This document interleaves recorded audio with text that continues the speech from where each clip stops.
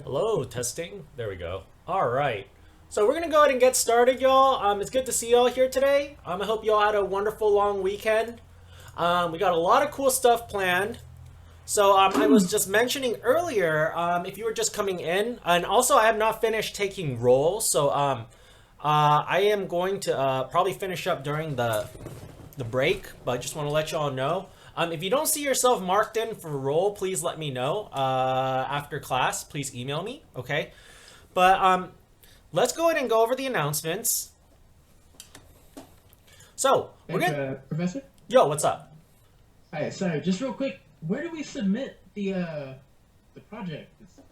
So I can show y'all where to submit the project. So if you haven't submitted the project, I will let you submit it till the end of class. All right. Now again, usually submissions are due the moment class starts, but because this is our first project, I'm gonna give everyone kind of a bit of a grace period to just kind of figure this out. So you have till the end of class to submit your project on the Google Drive to not be penalized for late points. But also, if you came into class a little bit later, we already talked about what to do with your project one, so don't worry about that. But for those of y'all who are here since the first day, what you all want to do is if you go to home, okay, there is a submissions folder, class submission. So it's inside of our Google Drive. So you're going to go to our Google Drive. There's going to be a project submissions, project one, and then our submissions will be right here. I think I went straight to homework submissions. I was like, where's all the projects? So, all right, I'll do that right now. Sounds good. Sounds good. So yeah, go ahead and throw your project in, y'all. I'm gonna give y'all like a couple minutes to do that. While y'all will have till the end of class to do it. But I want to show everyone. I want to see everyone's project and kind of show y'all what everyone's projects kind of turned out as. So that's gonna be really fun. So I'll go over the announcements for those of y'all who are throwing it in now. You'll have some time to like throw it in, but today we're gonna check out project one. Okay, we're gonna look at everyone's project ones. We won't be doing a group critique. All right, we'll do a group critique for some of the stuff, but not for all of the stuff. And the reason is because like for this class, it is a Photoshop like tool learning class, and I as much as I can, I try to push creativity into it. But at the end of the day, my goal in this class is to make sure that y'all understand how to use Photoshop and you see Photoshop as an art making tool, so that y'all will be able to go into these more advanced classes or your industry and be able to like do whatever you want with this like software, right? So we're gonna go over digital sketching and painting today. So I'll be teaching y'all a couple tricks with like brush tool and like how it works. And for those of y'all who want to like sketch out ideas and like think of like or paint or just like draw things in general or draft, like this will be a really great part of the class for y'all. And then we'll also go over project two. So that's gonna be really really cool. I'll throw in the recording after class. So upcoming deadline. So again, project one is due today. So are the week two exercises. Okay, I will be grading project one tomorrow. So everyone should get their grade by tomorrow or Sunday, depending on if I finish tomorrow or not. But the reason why you might not receive it Friday or Saturday is because I work like a 9 to 5 job like on those days. So the moment I come home, I'm just too wiped, and I need to make sure I'm like well, I'm in a good sense of judgment when I grade things. So I tend to try to grade whenever I have like the most energy, so I can really look at stuff. But Sunday or Thursday or tomorrow, you should kind of receive your grade. And also, don't forget, what is it? So let's see. So yeah, we'll go over this in a bit. So project two, I'll go over the homework in a bit, but I want y'all to take 20 different photos for project two, and then you're gonna post them on Blogger as a mood board. Okay? So I'll show y'all how we do that later. All right. Once you see the project, you'll know exactly what you need to take pictures of. Okay. And then make sure to label your pictures too. So I'll show you how to do that. Other than that, the exercises that we'll be doing today will also be due with the project as well. So both that will be due on week 7. All right. So we got a couple weeks to do this project. All right. It's not as long as the first week, but I don't think it will take as long either. So other than that, do you have any questions before before we get started? No, I think Aaron was trying to say something about his Photoshop will be expiring soon. He was trying to like Oh, message something about it when I interrupt. let's see. So Photoshop is a subscription. So it depends on where you bought it from, y'all.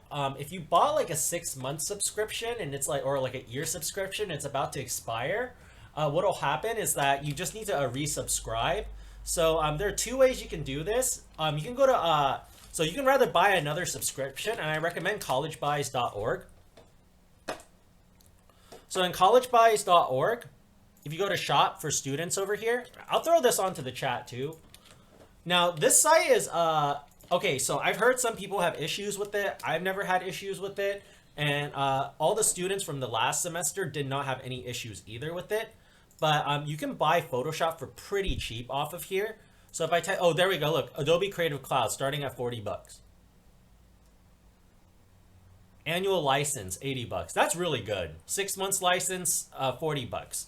Like a usual Adobe license, and this comes with everything too. Photoshop, the cloud, etc. If you want to just have Photoshop, it's like 10 to $20 a month already. So, you know, so $30 for like $40 for like 6 months is really, really cheap. And so is like $80 for a year.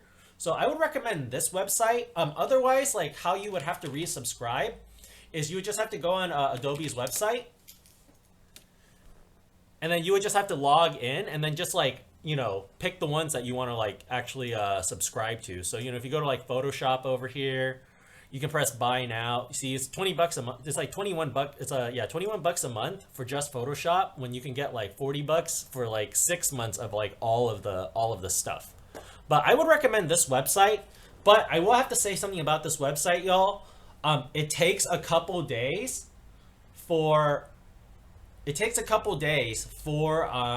this license to come. So for me, it took about 2 business days. So weekends wouldn't count, right? 2 business days. So it came on like a Wednesday for me. I bought on a Sunday, so it was like 2.5-ish business days, I guess. But you know, it came within like you know, the amount of time that I kind of assumed it would come in, and it lets you know like 2 to 5 business days. But this is where I would get it from. Otherwise, I would just resubscribe like through their website. If you're using your school email, I am not sure how you would be able to sign in through here. That you have to find out on your own. But the easiest thing to do is definitely like, you could just make a, I mean, if you need more time to use like Photoshop, you could probably make another email and use a free trial for 7 days and like, you know, wait for your key to come or something like that. I was just about to suggest that. Yeah, it's a good trick, y'all. Take advantage of these free trials, you know. Like sometimes it's not for the trial, sometimes it's for you know, for buying time. But other than that, those are kind of the 2 ways to get Photoshop. Otherwise, like you know, there might be other websites you can get off of, like Amazon and things like that. You can check and see if they have better deals. But if you have any more questions, or anybody has any more questions about where to get Photoshop and you need to talk to me personally, let me know. I can show you all during break or after class. Now, really quickly, before we start going through the projects, I just want to talk about late submissions. So I'm just going to start throwing some of the projects on here that I didn't see before. So, late submissions. So looking at the projects over here, there is a late submission policy. So in case you all didn't remember, I will accept your project for up to 2 days late. All right, so that means you have tomorrow to do it and you have Friday to do it. All right, but it is late the moment we turn it in. Now for today, I will accept the work until what is it? Until the end of the class. So if you don't have it and you know and you need and you're trying to submit it, you have till the end of the class to submit it to me. If it's not on there, anytime you submit it after will be considered late. So if you turn it in 1 day late, I take off 5%. So I'll grade your work first. So if you did great and you got 100%, I will, and then but you turned it in after class, or you turned it in on Thursday, then I will take off 5%. So you get 1.5 days actually. If you turn it on Friday, I take off a letter grade. All right, so a lot of I would say take advantage of this. If you need more time to make your project look really, really good, do it, because you are not allowed to resubmit if you get under a C- on the project grade. So there are some students where they know if they turn it in right now, they will not get a good grade for it and they cannot resubmit. But So what they'll do is they'll work for the next 2 days, make it look really good, take the penalty, get like an 85% or a 90%. Well, if they get 90%, like there's no point in resubmitting because like that's 100% technically, right? But you know they'll turn in late, they'll get the penalty, but then they'll resubmit it, and they will get a better grade on it. So take advantage of that, okay? I would say what is it? Your penalty, it does not go away even if you get a better grade. So your penalty, if you turn it in 2 days late, no matter what, I will still take off that 10%. But if you get like 80% because of the penalty, it gives you a chance to get those 10 points back to get it up to a 90%. So just keep that in mind, y'all, okay? If you need if you have more questions on the policies, be sure to read my syllabus. It has everything over there word for word. All right. Other than that, let's see. So I just want to check and see if we can. Okay, awesome. So yeah, if you didn't turn in your project yet, don't forget, or if you're not finished with it, and also y'all, don't forget to label it properly. I'm going through some, you can even see over here, some of these are not labeled correctly, and you do lose points for labeling it incorrectly, y'all. So please fix that before the end of the night. Otherwise, like tomorrow, it will be on your grade, and these kind of penalties on your grade, you can't resubmit for because, right? It's a labeling error, so it will count towards your professionality for it to be incorrectly labeled. So let me just double check and see if we got everyone.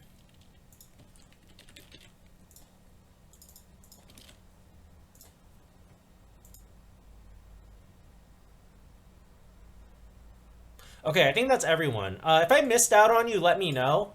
But yeah, let's take a look at what everyone made, yeah? I don't think you have mine, Professor. No, and I turned it in inside the Google Drive and everything. Did you turn it in the right area, though? Is it under Yes. project submissions? Yes. Okay. Okay. We'll check up on yours in a bit. Can you actually email me your submission right now? Sure. Yeah, just so I know that we have it. But then we'll figure out the Google Drive stuff later. That way I can also give you a grade first. But I will still need the files, but like at least I have something to like look at and something to like show me that you turned it in. Oh, that's weird. It shows that it's in the Google Drive already, like it's already sent and everything. Yeah, that's super weird. Okay. I'll email it to you though. Okay, sounds good. All right. All right, so let's take a look at these. Ooh. Awesome. I like the stuff on there. One Piece, painting, art. Super cool. The wave. I know, right? Yeah, Okusai. Oh man, so beautiful. Nice. Ooh, were these stars in before? I don't remember the stars in there. That's really cool. I like that. Yeah, they were in there before. Oh, they were? Oh, okay. They're kind of standing out a bit more to me now. That's really cool. I like that. Nice. Yeah, these are super cool, y'all. I see a lot of... What filter was that last one? What's Sorry, up? If I can ask Maria, what filter was that on the photo? Do you remember? On the photo, I think it was the cutout. It's a cutout. Yeah, I love that cutout filter. It's a good filter. Yes. Mm-hmm. Super cool, though, y'all. Nice. So yeah, I really wanted this project to just be kind of like a project that really goes over the tools that we've learned, as well as be very expressive. This project, it has a big part of us in it. Or a big part of you guys are in each of your projects, is what I'm meaning to say. So, wow, look at this. So many things. Look at that overlapping, too. I just sent it. Okay, cool, cool. I will open it up so we can all check it out, too. Nice. With the snap of a finger. And Whoppers shall appear. Hey, that's what Thanos wanted, right? He wanted to give everyone resources. Yeah. Nice. It's like my childhood right here. All the things I loved. I still love them too. Wow. And Gundam, even better. I've been meaning to buy a new Gundam. I haven't built one in a while, and I really want to build one. So that's They're gonna be really fun. expensive. They are. They are. People call them toys, but I think it's art. Yeah. Awesome. Look at that. Very cool. A lot of kitties. Yeah. Then there's like Texas and Paris. Oh wow, and like a lot of like Latin American buildings down here. It's a lot of cool Mexico stuff. City. Was city? Oh, it's Mexico. Okay, yeah. Oh man, so cool.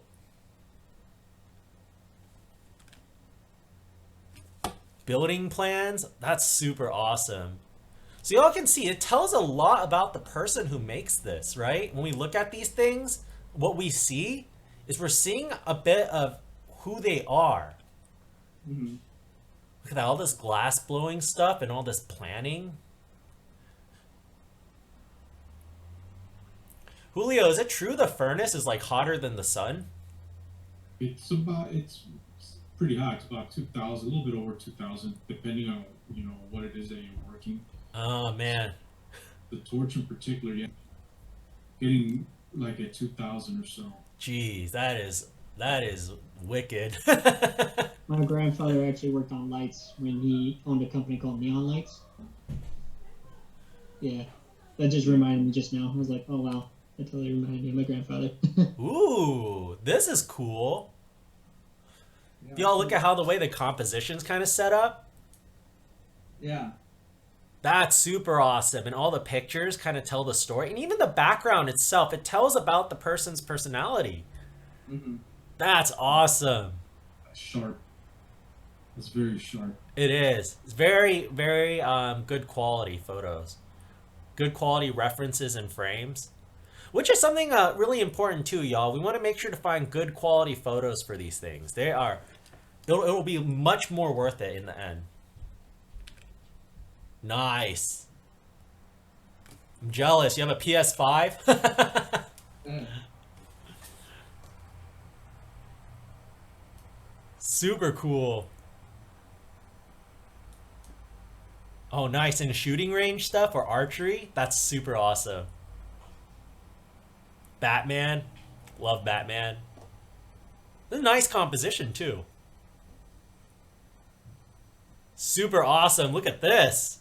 Wow. That is very colorful. A lot of the things I love. My family's from Seoul, too. I'm half Korean. Oh, nice, nice. Seoul's a beautiful city. Nice mangoes. So I hope y'all really had a lot of fun with this project. Again, it's a very expressive project. A lot of my projects are very technical, I would say, with like a bit of like conceptual creative stuff. This is probably one of the most like creative projects that I do for classes, you know, just because it's a great way to just play around with Photoshop tools, learn how to like, you know, just learn every single one of the tools, reuse them again, masking, you know, sketching for some of y'all, levels, hue and saturation, selections. Look at this. Nice. Magic. Beautiful work. Thank you. Did you make these too? No, I just I cut them out of another picture and applied filters to them. Nice. They look cool. It's like almost as if they're like, it's like your superpower. Yeah. Mechanical robot arm and the neck man. That's awesome. Oh, and I guess that's it. So really cool, y'all. And then Adrian, I'm gonna have to log into my other email later to actually what is it? To actually open it up and like see it, but I'll do that during break, I promise. So That's fine. So here's what we're gonna do, y'all. So again, don't forget, if you haven't submitted for your project, you have until Friday to do so.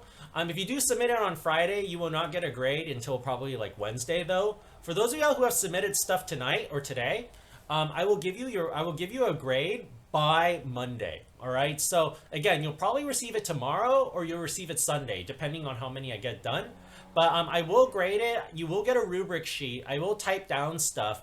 And then you will see how many points you got for each section. And then from there, you know, if you have any questions, you're welcome to email me. I'm more than happy to, you know, talk to you about it. And also, if you wanted to set an appointment, y'all, to talk to me about the grades and, you know, talk to me about how to improve your picture, feel free to let me know. You know, I can do paint overs for you and I can, like, you know, edit stuff and show y'all how I would do it. So feel free to, you know, let me know if y'all need that help. So other than that, let's go ahead and let's see. So let's talk about project 2 really, really quickly. Okay. And then what we'll do is we'll jump into learning the tools for it. All right. Awesome. So this isn't going to be a very, very long, what is it?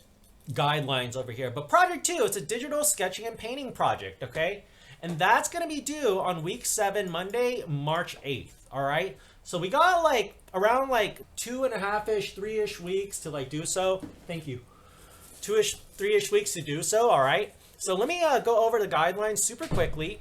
So we're going to be doing a still life, okay? Actually, it's a 2-object still life. I don't know why it says 3. So I want y'all to do a 2-object still life, okay? So if you want to do 3, that's fine. 2 is just the minimum objects that I want in there, okay? But if you want more objects, that's up to you. If you want to make it harder, that's up to you, okay? But whatever you take picture of, that's everything in there has to be painted, all right? So make sure to set things up. Make sure to play around with your cameras, okay? Make sure to get a good shot, but we will be painting it in Photoshop, all right? So the final outcome must be an observational painting, okay? So what that means is that it must be something done from life. Now, I am open to, what is it, painting from a photo, but you can't paint someone else's photo or someone else's still life, okay? It must be something that you took a picture of. If I find out that you didn't do that, you fail the assignment, okay? You have to do that, okay? So other than that, let's see. I'm open to a little bit of stylization. So that means like you can have like a little bit of stylization in there, but it should be pretty realistic, okay? So what I mean by that is you'll see later, like we'll have 2 different styles. One that has more line, one that has like less line, okay? With line is okay, all right? I'm okay with this. All right, I'm okay with this too. All right, so, you know, it should look like a cartoon is what I'm saying. So it should be a traditional still life painting, but we're doing it in Photoshop. So back to, sorry, what's up? Can it be an animal or does it have to be an inanimate object? It has to be, okay, it has to be a still life, which means it has to be an inanimate object. But back in the old days, dead animals actually count as still lives too. So if you have like a pheasant or something that looks like it's, I don't know, you'll see it in a lot of paintings. I know it's kind of dark to hear, but like there's a lot of pheasants in paintings that are like dead that they would paint back then. That would count. So if something is not moving and it can't move, it is considered still life. So that's kind of where the borderline is, but it must be a still life. If it's not a still life, y'all, you will be penalized for it for professionality. Okay, and then if you are penalized for professionality, you will lose huge amount of points for not being professional. So again, you know, and if you fail professionality, don't forget, y'all, if you fail professionality, you do fail the project.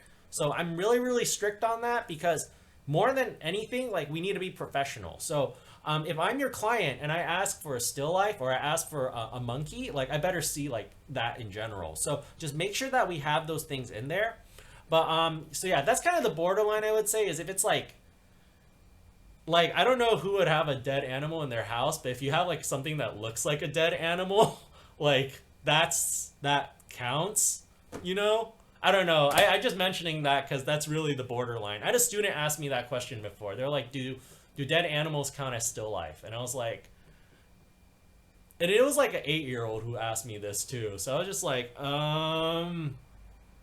yes. You know, what's your favorite cartoon? You know, I tried to change the subject, but I told her, you know, yes, it does. But I am open to a little bit of stylization, but it has to be pretty realistic. Now, this is your range of size, okay? Your smallest file size can be 8 by 8 inches, and your largest file size can be 11 by 17. So it can be anywhere in between that, but and it can be landscape or portrait. I'm fine with either. And then 300 DPI resolution. All right, so that means that this has to be a pretty good quality to print off of. And again, line art is okay, okay? If you want to have line in your image like this, I'm totally fine with it. All right, do we have any other questions so far? Yeah, I did have a question though. So me, like, I have a lot of objects, obviously, but the thing is, though, is that like what I was hoping to ask was like, no one was supposed to have an inanimate objects. So if I were to put like, say, like this is not a real one, but this is an airsoft rifle on the edge of an edge of a pole with a shield and other objects on the side, would that count as an inanimate object? Yes, that would. That's definitely a still life. Like Okay, that's all I needed to know. But I will say this, y'all, don't bite off more than you can chew. Okay? So just make sure, don't forget, y'all, simple and good is still good. You know, I will never forget when someone told me that, because I always had this like idea where like I had to go for the hardest thing. Now, I'm not saying like do like the easiest thing in the world, you know, but I would say for your education, choose something that's around your level and maybe just a little bit harder, you know, just so that you can do something that you know you can bite and chew, but at the same time, you'll be able to finish with as well. And if it's just a little bit harder, it'll challenge you just enough to kind of push you towards that level, towards a higher level as well. So really quickly, so here's what I want in your still life, okay? So the two objects, there must be a total of 2 objects in the scene, like I mentioned. Each object must be different in size, okay? So one must be a bigger and one must be smaller, okay? Each object must be different in shape, all right? So you can't have 2 things that look like pyramids. You can't have 2 things that look like spheres. You can't have like a soccer ball and like a basketball, all right? It has to be 2 different shapes, 2 different sizes, all right? If you have like a flat ball, that's okay though. Flat ball and a normal ball. You see, that's different shape, right? But each object is suggested to harmonize in color. So when you're choosing the objects, think about your color scheme. Okay, think about do these objects look good with each other in terms of color, or is something in the background taking away from the objects? You know, like for example, y'all, if you have red in your image, unless everything is red, or if you have like a very unsaturated reds everywhere, reds usually grab the attention of people right away. It's the most attention grabbing color. That's why, well, that's the first reason why stop signs are red. The second reason why stop signs are red is because red is also the color that changes the least as you move further away. So from far away, the first color you should be able to recognize is red usually. All right, so you know, if you have something red in your image, that might be drawing a lot of attention unless that is the focal point, you know, unless everything is red except the focal point. But last but not least, each object must be different in general. All right, so make sure that you have 2 different things in your photo and make sure that you are taking photos, y'all. So again, I want y'all to set up these still lives and take photos, okay? If you want to do like furniture, that's fine with me too. Furniture, I'll count as still life. But if you start taking pictures of taking pictures of stuff outside is fine too. I'm also okay with like plants. So if you want to do plants in like pots, that's fine with me. But not something that's like a landscape. Okay, we're not doing a landscape in the class. We're doing a still life. So make sure that you are like kind of like defining where that line is. You know, like you can have an outdoor still life, but you know if you're taking a whole scene, then that ends up becoming a landscape painting. Anybody have any questions on this before I move on to the next part? These are you have to. The objects are pictures that you've taken, like with a cell phone camera or any camera. Yeah. Any camera. Make sure your photos are clear though, everyone. That's the biggest thing. I have in my other classes, like there have been some people who take like very unclear pictures. If your reference is unclear, then you will get dock points for that. But yes, you do want to take pictures of these things. So yeah, with whatever you need, your camera, your phone camera, your DSLR, whoever's using film in here, you know, Like, feel free to use any camera you'd like to take these photos, but just make sure they are like pretty clear. Does that answer the question? I think I get it. Yeah. Awesome. And then any other questions, y'all, before I move on to the next part? Yeah. In the future, will we get to draw like live things? Because I really want to draw my cats. It's, you're welcome to, in the class, probably not, because this is a Photoshop class. So, like, the next project coming up is going to be a graphic design project.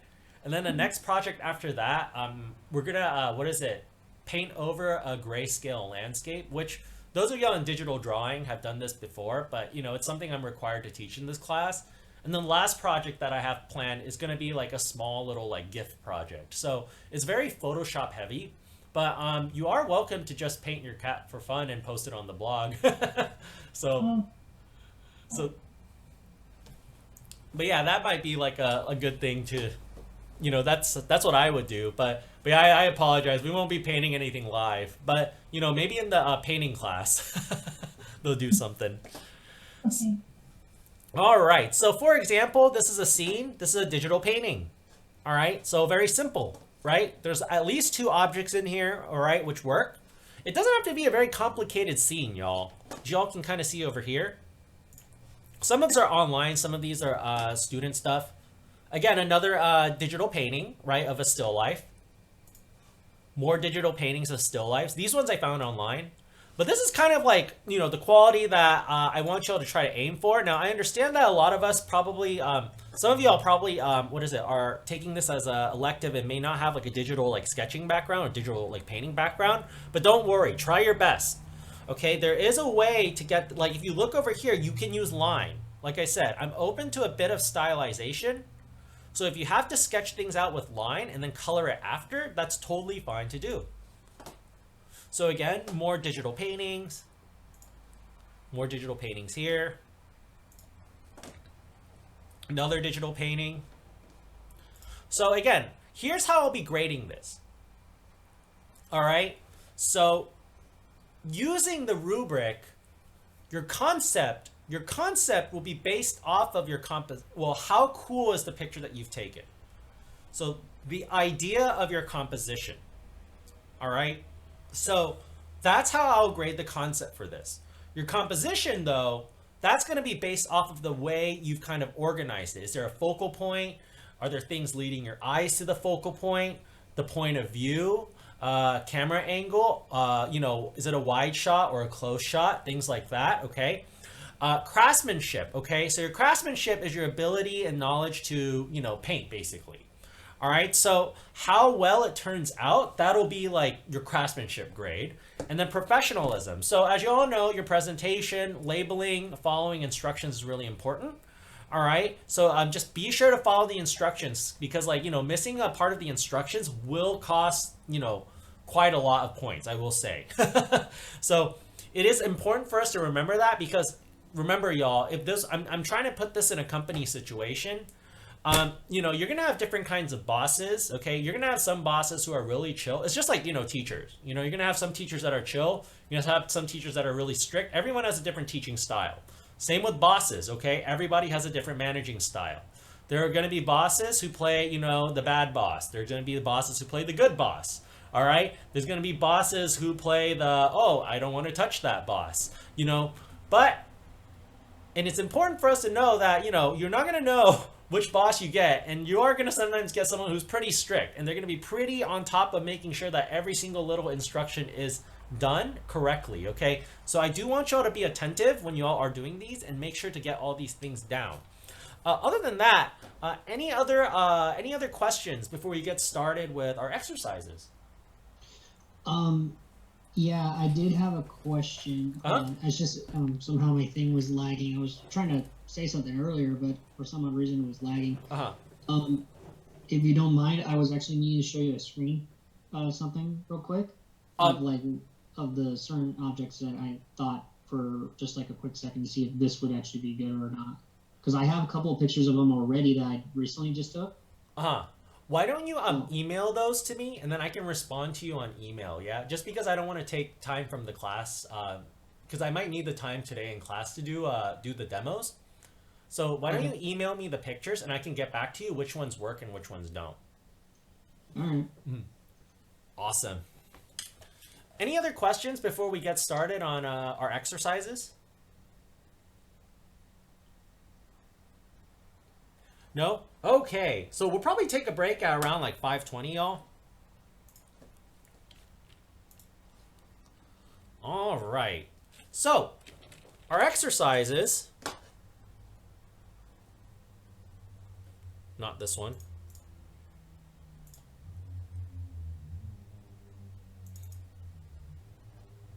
Okay. All right. So here's what we're going to start with, okay? So let me go over the instructions for these. So you should have 3 things inside of your inside of the exercise folder. All right, you should have 4 actually. 5 if you count Jesse's secret ingredients, which I'll go over in a bit. But we'll have exercise 1, exercise 2, exercise 3, and exercise 4. All right. Before I start going over each of the exercises, actually, let me go over a couple tools. So first things first, okay? And if you all want to follow along, feel free to follow along. And you're probably going to need a Wacom stylus or a tablet for this.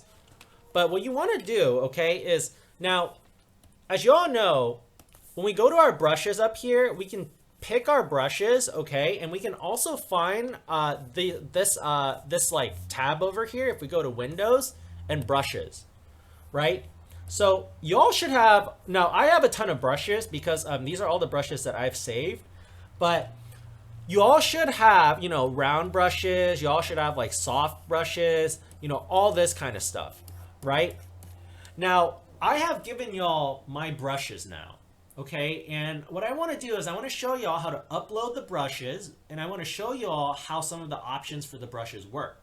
Okay, now I've already shown you all how to do this over here, right? With the shape dynamics and the transfer and all that kind of stuff. So I'll kind of go over really quickly again, just to remind everyone like how that works. But here's how you upload brushes.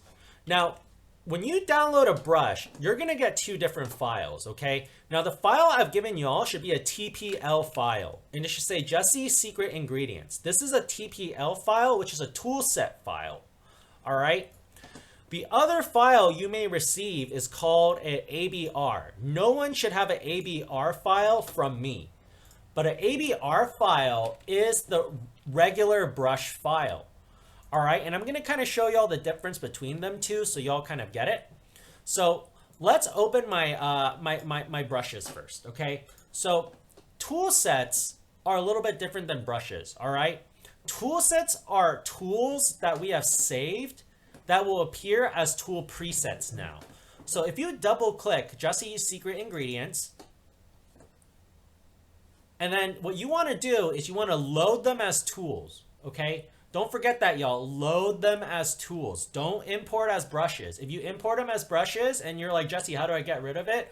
I'm just going to tell you, reset your preferences or like delete or try and delete the folder in the brushes like thing. But it's a bunch of stuff you got to delete. So make sure you press load as tools. Okay, everyone?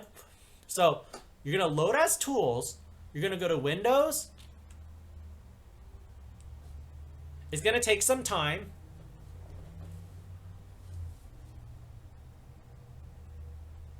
So I'm just waiting for it to load. Sorry, y'all. So if yours have loaded, you're going to go to Windows and then Tool Presets. There we go. Windows, and then you're going to go to Tool Presets on the very bottom.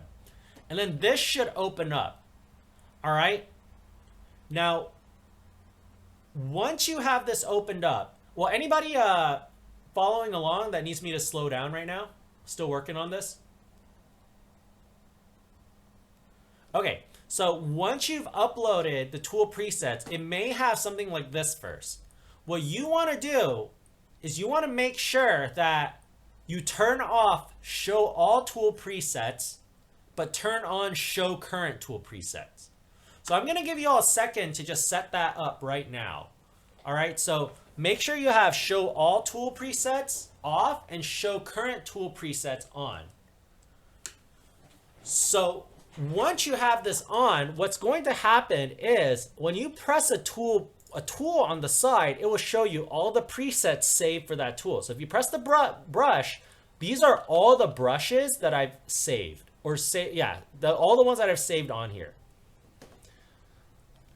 If you go to eraser, it's going to have eraser tool presets. If you don't check off show all tool presets, it's going to show you everything, which is really messy. You see, now I have to scroll through this whole thing to find my tools, which is super annoying. So you want to make sure it's on show current ones. So it's only showing the ones that we are currently using. Now, tool presets are for saving tools. Brush presets are for saving brushes, but you can actually save your brushes as tools as well. So which one is better?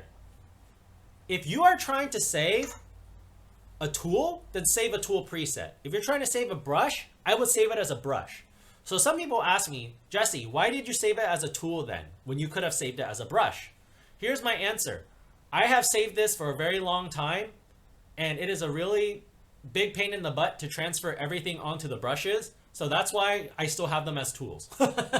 But if I were y'all, if you are trying to save more brushes, I would save them as brushes, okay? But don't save as my tools as brushes, because you will regret it. I tried doing that already. Don't do it. It's gonna make your brush window super hectic, and you're gonna have to like reset everything. All right, you're gonna have to restore default brushes if you do that. Now, you can also download other people's brushes. So if I go to Photoshop concept art brushes, and I go to like 70 or more brushes for concept art, there are tons of brushes that you can actually download here to use, and you can save these ones as brush presets. And usually they will come out exactly like how these general ones come out. So it'll show you the way the brush looks over here. It'll show you like its effects. So this one, we can tell it's a dark to light depending on like how hard we press, right? So brush presets and tool presets, they're pretty similar, but tools, they're not going to show these little icons, which kind of sucks, but you can save different tools for it. So for example, if I go to my smudge tool over here, I can actually like, there's different smudges that I save for different effects.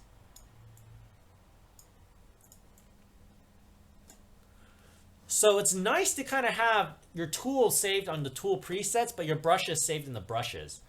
Anybody have any questions so far? No? So a lot of y'all are probably wondering, Jesse, what tools do you use then, right? Oh, darn it. You know what I did, y'all? I uploaded my brushes twice, so now I have everything in here twice. All right, no worries. But which tools are the ones that I use? I like to use everything that has my name in front of it, but the ones I use the most are definitely anything from charcoal to Japanese black brush. The pencil brush is really nice, y'all, because you can draw, like, it almost looks like pencil, or has that pencil feeling to it. We have our typical hard round brushes for A dynamic over here. A transfer for if you want like a thick to thin, and also like a opacity jitter on there. So I would say try these out, y'all. There's a lot of brushes in here, so it may be really overwhelming at first, but here's my tip. Find a couple good brushes that you need. You don't need to use all of them, okay? It's too much to use all of them. I've been meaning to delete some that I don't use, but I just haven't, you know? So find the brushes that you feel like would help you the most, all right? So that you can do work that you need to do. So for example, usually I just need a brush that can make good lines, a brush that can do some like good shading, and then like a softer brush, you know, for like softer things. And this is enough for me. Everything else is just like cherry on top, you know, or texture of some way. Any questions so far on how to load your tool presets and kind of do all this stuff? No? And you can also reset your tool presets too. So if you're like, you know, oh, I messed up, you know, you can press reset tool presets. I'm just going to reset this because I want to, so do you want to save them before replacing them? I'm not going to save them because I already saved them. So if I load them again, let's go back to Jesse's Secret Ingredients, import them as tools. So if you keep loading more tool presets or brush presets, they will add on to the list. So it can get very extensive if y'all do that. You can also replace like certain tool presets, and also you can save your tool presets too. So if you all have a tool that you really like, so for example, you're like, oh, I like this brush. I like it how it's on this effect with texture. I like it with color dynamic. You know, so I sort of like look to it.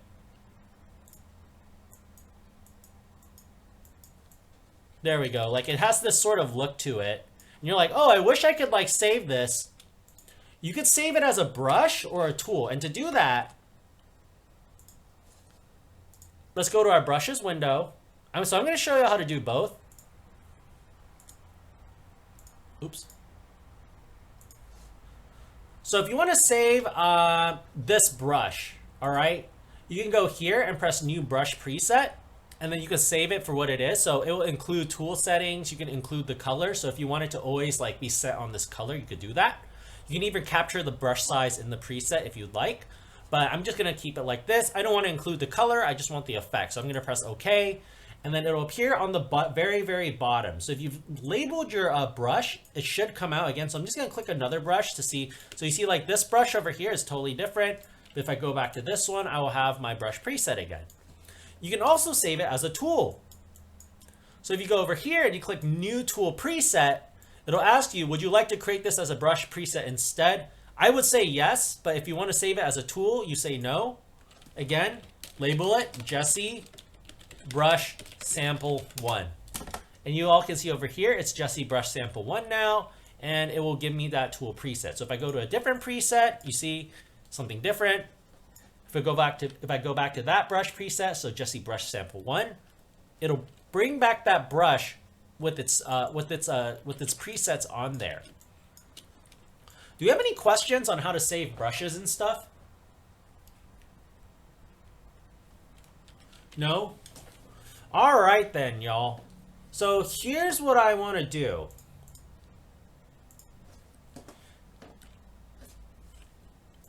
Is let's start and work on the first exercise, and then we'll take a break. Actually, if I may ask real quick. Sure. Whenever there's an update, will those brushes need to be updated as well, or it'll do it automatically? Or you don't have to update them. So that's they should work for every version of Adobe. So I would say if you're saving it from a higher version of Adobe, and you're uploading it into a lower version of Adobe, that might be it should work, but sometimes there may be issues. But when you're doing it from lower to higher, usually there's no issues. Okay. All right. Awesome. All right. So let me go over the first assignment so y'all know what to do. So I have given y'all a bunch of sheets. Okay. You can choose from any of them. I don't care. All right. But here are the instructions. Okay. You're going to choose 8 props. Okay. So that each one of these is considered a prop. Okay. If you're doing like keys, I want all the keys. All right. So if you're doing something smaller, I want all the stuff there. All right. But you're going to choose 8 from any of these. So there are harder ones too, y'all. For those of y'all who are more experienced at this kind of stuff, like this is for y'all over here. So these ones are a bit harder. But what you're going to do, okay, is you're going to choose any 8 of these images. Okay. 2 of them, though, must be from intermediate level, and 1 of them must be a hard one. Okay. So everyone is going to be challenged a little bit, but for the rest of the 5, you can choose whatever y'all want. So if some of y'all find this too easy, choose from the harder ones. If some of y'all find this too hard, choose from the easier ones, okay? They also have to be colored, all right? You will be graded based off of how close your image looks to the original, all right? It doesn't have to be perfect, but it has to look pretty close, okay? So what I'm going to do is I'm just gonna show y'all a really, really quick process of how I do the sketches first, and then I'm gonna jump into doing the colorings. All right. So what I'll do is, how about this? I'll start from like an easy one, and then I'll do an intermediate one, and then a hard one.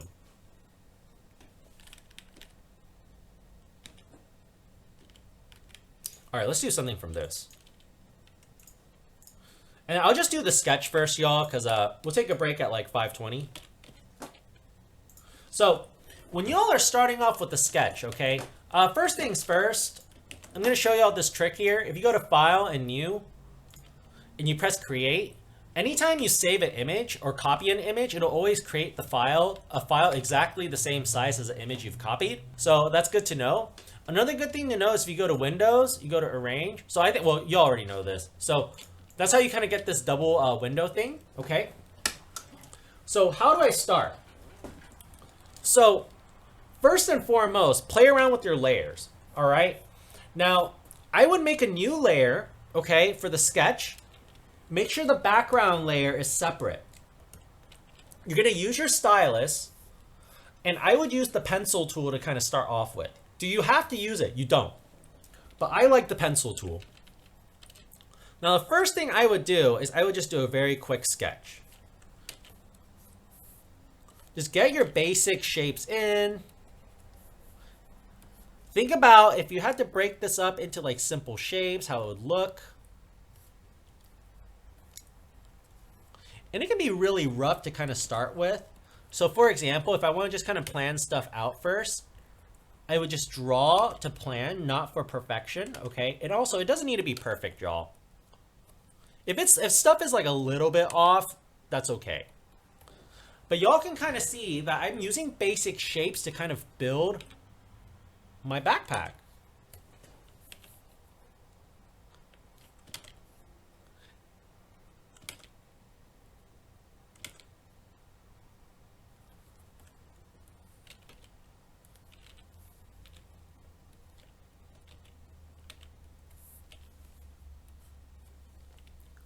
So simple shapes first.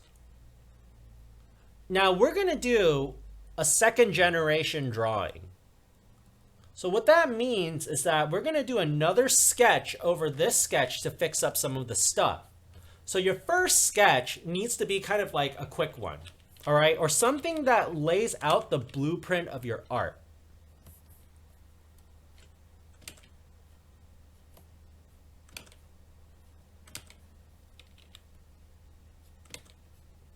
This is, oh, I guess that's not wrong, actually. So your first sketch can be a little messier.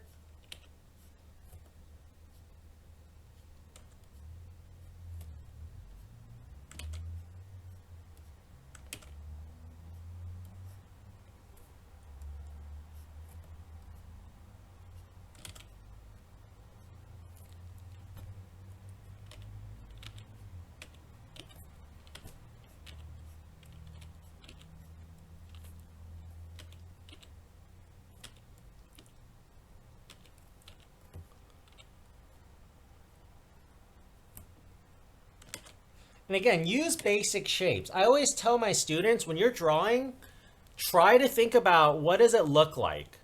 Does it look like a circle, a square, a triangle, different forms of them? Like if we're drawing a palm tree, right?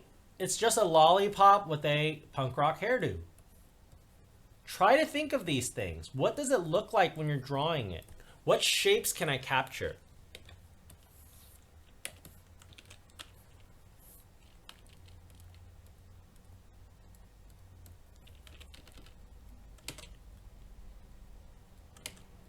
And I would say try not to zoom into your drawing until you're doing detail. So like if it gets hard for me to sketch this because it's too small, that's when I'll zoom in.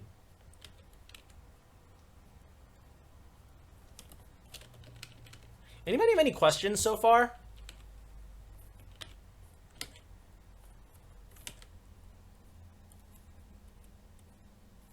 I'm good. Good, awesome. Music to my ears.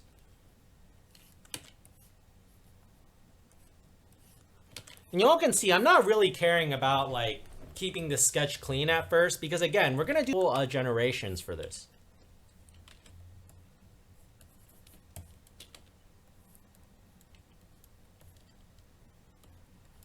All I need to do is just make sure that I blueprint my stuff so that when I do the next pass, I know where to go.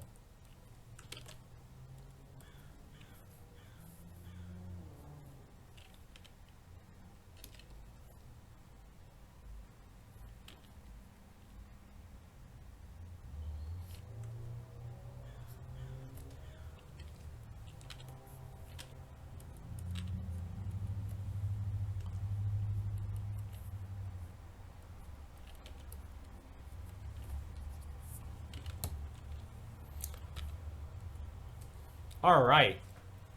So let's just say this is finished, okay? With the first part. What I would do next is make another layer, lower the opacity of the first one so it's really, really light. And now I would go in and try to make everything clean. Now you can use your pencil brush still, but if I want to make it a very graphic line, I would go to maybe like my my round brush. And then the way I kind of trace things, y'all, is I try to do everything in one go. Now, if you're having trouble like tracing it, a really good tool to use would probably be the smoothing tool. So what the smoothing tool kind of does, y'all, is if I turn on smoothing to like 67, it'll draw a little bit slower, but it'll make it a little bit easier for me to kind of trace. So if I do this, y'all see that, right? Yeah. It's kind of like a lazy brush. So it's gonna follow after. And don't think it's cheating to use a smoothing tool, y'all. It's a tool for us to use, you know? Like some people are really, really scared of using the smoothing tool. I don't use it too often because like I prefer to I prefer to just do it this way. But some people, they think that it's you know, they're like, oh, you know, Jesse, I'm using the smoothing tool. Is it cheating? You know, and my answer is always like, that's like I was like, it's not cheating, you know. It's like telling a dentist that, you know, they're not allowed to use their tools and they have to take out all of the teeth using their hands. You know, otherwise it doesn't count. You know, and they're like, oh, that makes a lot of sense. And I was like, yeah, you know, like it's given to us, right? So why would it be cheating?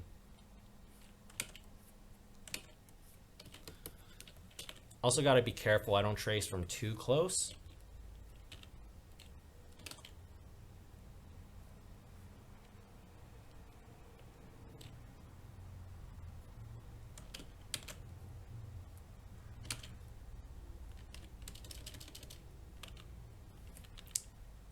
And just try your best, y'all. I want them to be as accurate as possible, but I'm not going to be like a demon about it, you know? Hey, Jesse, Yeah. are you still using the pencil tool now to ink it, or using a different brush? I'm using a different brush. I'm just using our regular hard round brush. Oh, regular hard round green. Okay, Wait, are you? Can you all see my screen, by the way? I can see it. Okay, cool. Like my screen sharing frame disappeared, so I thought when you called my name, that's what you were gonna tell me, and like I got really scared. No, I just wanted to make sure what you were using the ink with. I'm glad to hear y'all can still see it. Like, man, yeah. It's always a huge bummer when I find out like I do a demo and then like my screen isn't shared. Oh, that would suck. It's happened, especially with my kids' students.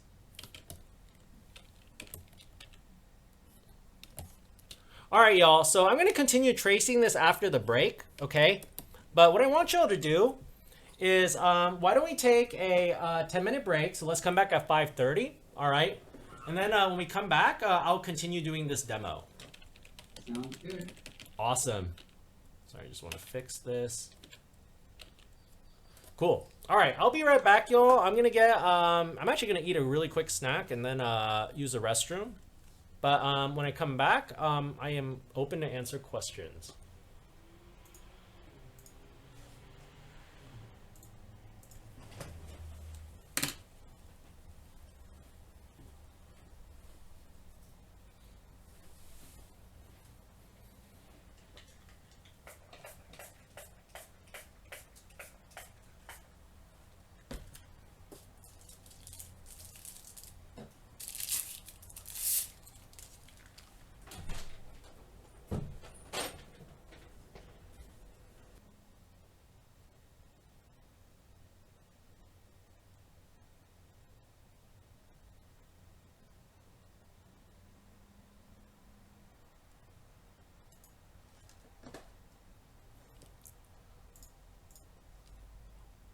I am back in case anyone has questions. So basically, all those you just like basically what you're doing is like it almost sounds like we're doing a customized like collage in a way. Like we're putting like animate objects in on just Photoshop. Like I was meaning to ask that earlier, but I was like, I kind of didn't understand it on it. But that's why I'm like, okay, good thing we're doing it like a lot longer than usual. So I'll probably ask this for on Tuesday. Gotcha. You're talking about for Project 2, right? Yeah, for Project 2. So yeah, I just want a traditional still life. Okay. Yeah. Oh, you said you were gonna look at your email real quick over the break? Yeah. I gotta log into it because it is a huge pain in the butt to switch from Fullerton College to Cal State Fullerton. So I gotta I'm doing that now. But yeah, something traditional. Now the objects don't have to be traditional objects, but I do want something that is considered a traditional still life. So as long as you get the marks down on those, then you'll be good. Let's see.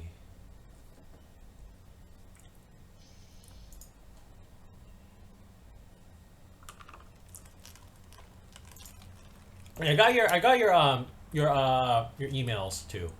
Just want to let you know. Cool.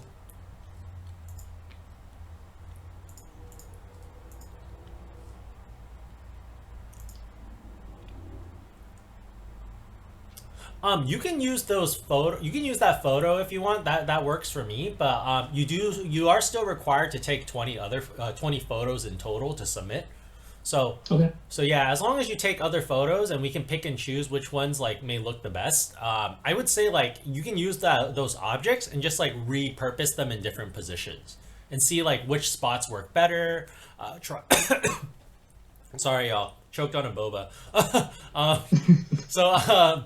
Yeah, you can like put them in different positions, take them from different angles, add different things in there, take out other things, change the background. But yeah, as long as like, so yeah, you can reuse the same objects and just like reset them up in different ways, or you can use new objects too. But as long as like you have like 20 reference photos to submit, and you choose one out of the 20 that you want to paint, and then you paint that one, then that makes me happy. Alright. Okay, y'all, and it's 5:30. Before we continue, let's take a look at Adrian's awesome collage over here. So, you didn't get to his, but oh, nice. Okay, you sent over this part too, so that's perfect. So I'll download those for you, Adrian, and just make a folder for you. Very cool, because I was like, I turned them in inside of the Google Drive. Yeah, we got to figure out why that's not working on Tuesday. Like that's super weird, but that man, I wish we were in person and I could meet you all. And once COVID's over, like we all owe each other a good handshake. Okay. With gloves on, of course. With gloves on, yes. I'll have some sanitizer in my pocket too for those of y'all who want it. Yeah, hopefully they'll let us go back to school in the fall. That'd be nice. That would be. It'd be great. Because there's a lot of good equipment there too. So, again, I'm just kind of inking stuff in. So I'm going to do the whole like coloring thing. I'm going to color everything too, just so y'all can kind of see how I do it. Now, for this assignment, you are allowed, if you know how to eyedropper the colors, you're allowed to eyedropper for this assignment.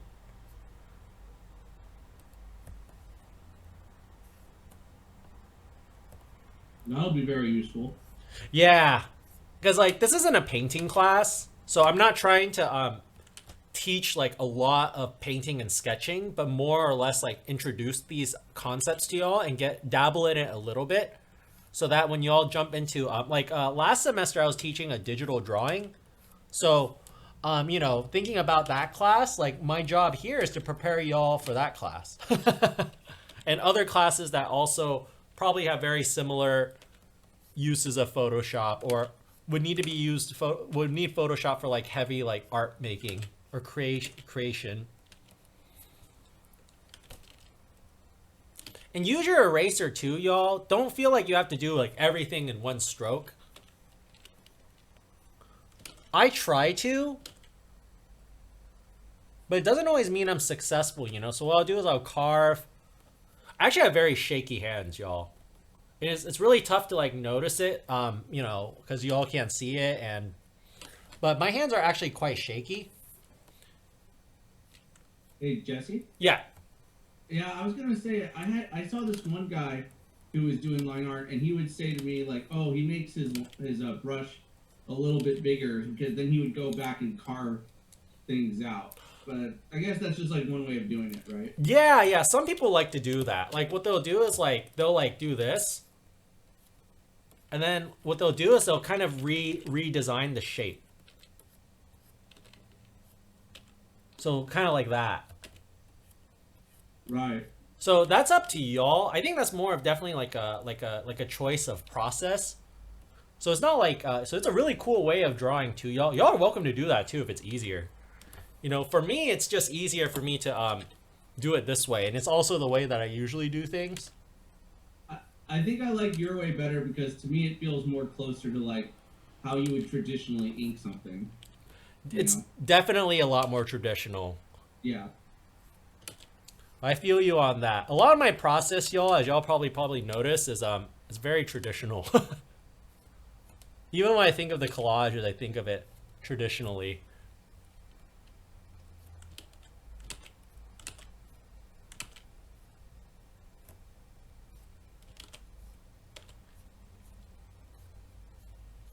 Sometimes I'll go and do that thing though that you were talking about just to fix up some lines. It really depends. I guess it depends on how much the line like you like it, right? Yeah, like for curves like these are where I have a lot of trouble with drawing. Because Yeah. like it like hurts like this side. It hurts like this side of my palm when I try to make curves. Yeah. So when I do that, sometimes what I'll do is I'll go in kind of like this and just kind of clean things up with like a hard brush. Right. Couldn't you also? I mean, I'm not saying. Couldn't you also like use the rotation tool? Oh, definitely. Yeah. Definitely, yeah. So something David mentioned is that also works is like, let's just say you get like an angle wrong. You can always use your selection tool and like select it, go to your transform, and then change the angle. You can also use your warps, you know, and like adjust things. So there's a lot of cool things that we can do with Photoshop, y'all. Well, I actually meant more like rotating the canvas like you do traditionally. Oh, yeah. That works too. That's cool too. Thanks for showing me that. I'll use that too. My pleasure. So what David's talking about is this tool over here. You can rotate your canvas with the rotation tool, or if you press R. So this is also a really nice way to draw. I don't rotate too much personally, and it's because well, I do. I even when I draw traditionally, I don't rotate too much. So I just mimic what I do traditionally a lot. But it's a really helpful tool for those of y'all who love to rotate. And don't be afraid to use these tools, y'all. If it helps you make better stuff, do it. It's not cheating. It's only cheating if you take someone's work and say it's yours. Can I ask you a quick question that's probably super simple to fix? Sure. What's up? So sometimes I'm working in Photoshop and I'll turn the image with my fingers. Uh-huh. And I want to know how do I get it back just, flush and straight? Oh, let's see. Are you using Photoshop on like, what kind of are you using on like a Surface? Yeah. Surface Book 2, yeah. Oh, perfect. A book too? Okay. So, you want to click this, and then when you're rotating it, hold Shift. And then it'll usually snap it back to like 5-degree angles. Okay, let me see. So hold Shift and press what? I'm trying to zoom in. So let's just say you kind of mess it up like this. So you're going to go to your rotate tool. You're going to hold Shift and just kind of move it back. Okay. Let me try this. This might work too. Oh, all right. That works better. Okay, so you see your rotate tool? So there's a trick in Photoshop, y'all, and I didn't know if it worked with the rotate tool, but it just kind of showed me that it worked. But if you double click some of these tools, like it'll reset it. So if you just double click the rotate tool, it'll reset it back to its normal thing. Okay. So that might be easier. That's good to know. Yeah. It's the same as like this tool, y'all, I believe. There's another one. Yeah, I think like with the magnifying glass, when you double click it, it'll like it'll bring it up to like its full resolution. And then pressing Control 0 will bring you to like, you'll also reset your canvas too. So let me fix this up. So I want y'all to draw 8 things. And I want them colored too.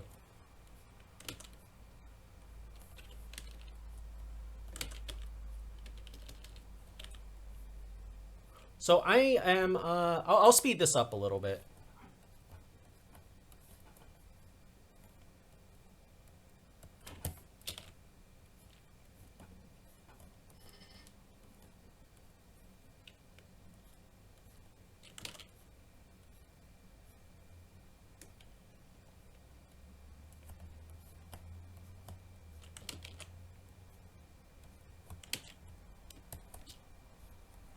So another trick I want to teach y'all is when you hold shift and you tap. So if I make a dot here and I hold shift and you tap, it'll make a line. So you can make a lot of really straight lines that way. If you hold shift and draw, you can also draw lines, but you can't draw diagonal lines. You can only do diagonals by doing the shift and clicking one. But if you hold shift and draw, you can only do horizontal and vertical lines really well. There is a way to get vertical lines like this, but I won't be going over that until later. It's also a lot more of a hassle to do if you're trying to get everything that perfect.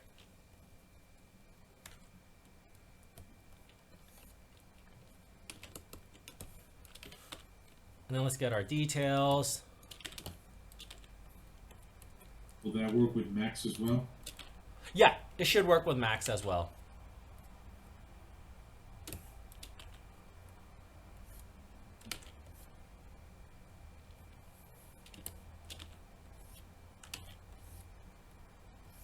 Oh wow. It's handy, right, y'all?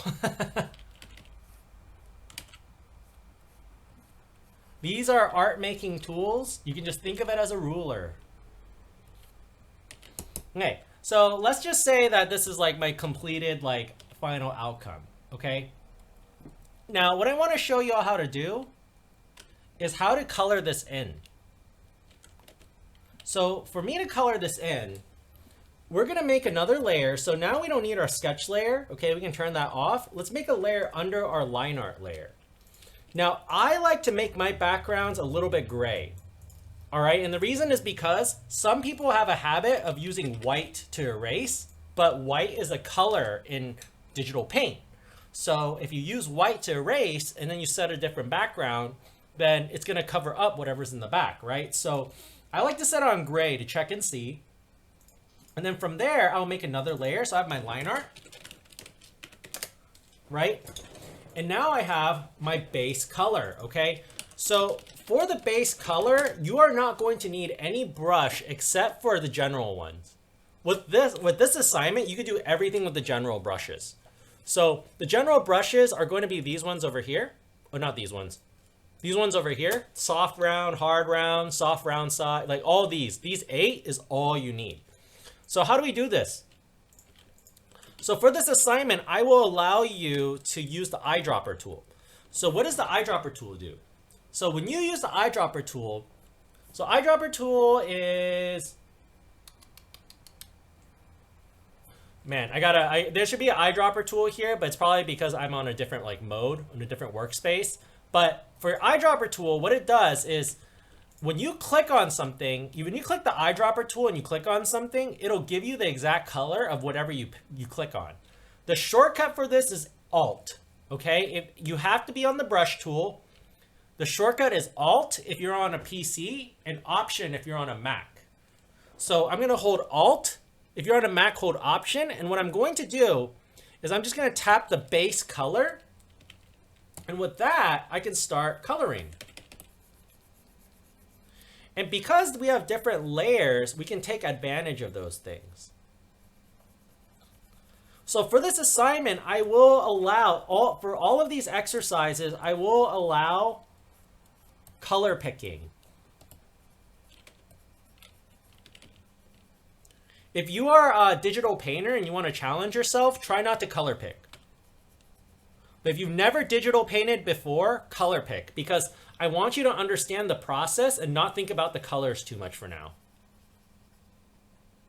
The most important thing to get out of this exercise is understanding how to sketch something through process. So what is the process of creating a drawing on this?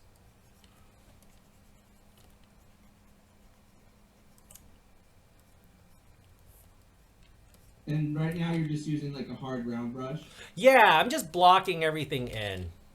and the opacity 100%. Mm-hmm.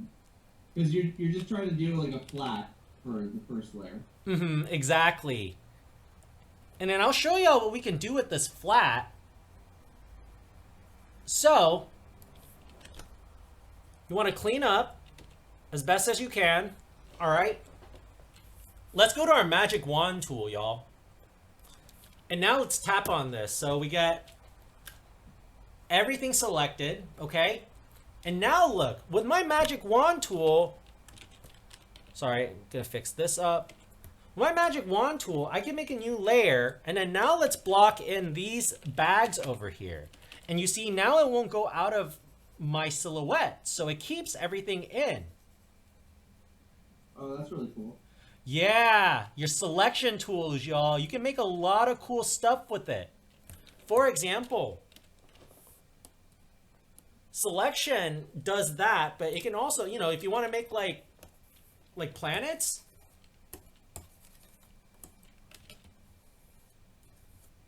there's a sphere, right? Make a new layer, put like an overlay. I don't know, let's get like blue or something. And then, so you can make planets. Look at that. And that's so fast too. Super easy. Yep, so fast. Selection, y'all. Use your selections. They can do a lot of cool things. You can use them to mask out areas that you want to like, you know, keep away. And then that way you can focus on one area. You can also use them to like create stuff. So, you know, if you're making like flat art, right? You want to make like a, I don't know, like a dragon or something.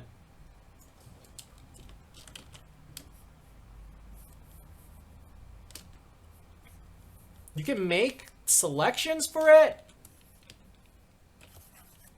Oh, that's great. So you just make like a silhouette. Yeah, it's super easy and super quick. Selections are really great, y'all. In fact, like it's probably like, I mean, other than the brush tool, it's probably like my favorite tool to use. I use it like a lot.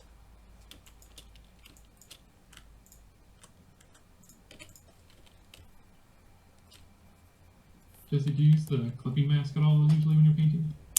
I do, actually. I use the clipping mask quite a lot.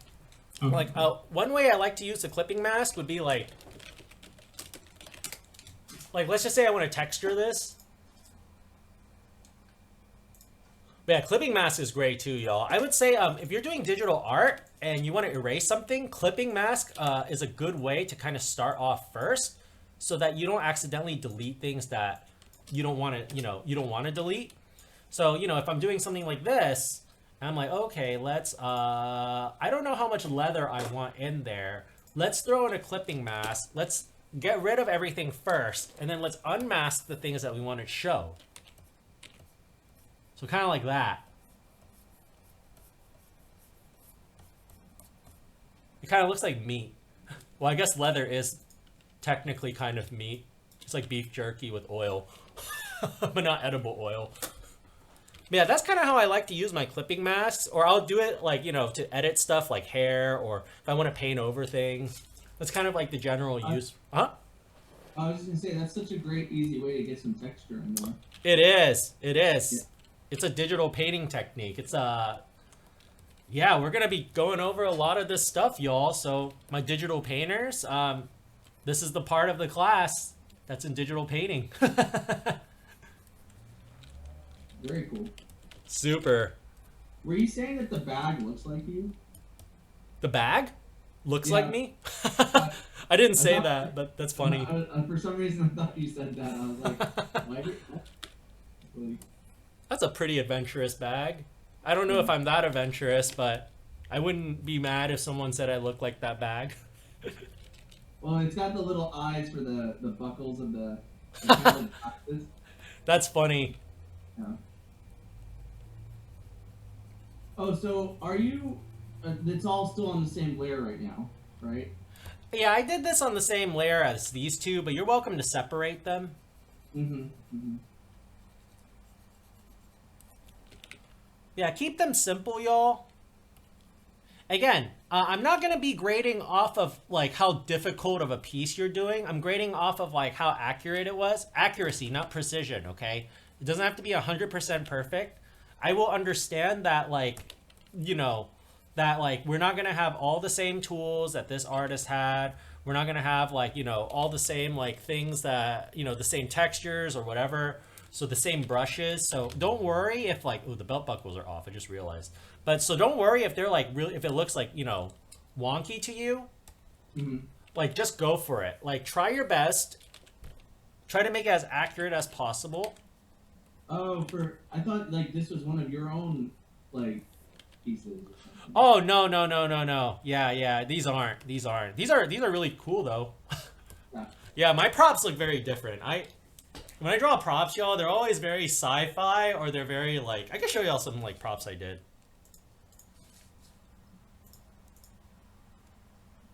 Some art of the day.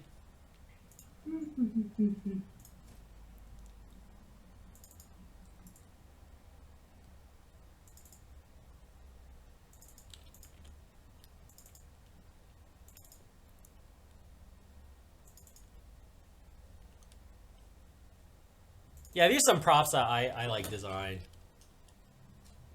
Oh, really cool. Thanks. Yeah, we were supposed to mix a household object with something organic, so I picked birds and desk lamps. Right. This came out okay, but You, everything looks too round. Phil teaches this kind of stuff, right? In prop design. Yeah. Phil is the guy to talk to about this kind of stuff. He's been working in the industry for a really long time before coming here, and then he's been he knows a lot. Right. It always looks very Star Wars droid-ish kind of way. Oh man, probably got that from my teacher.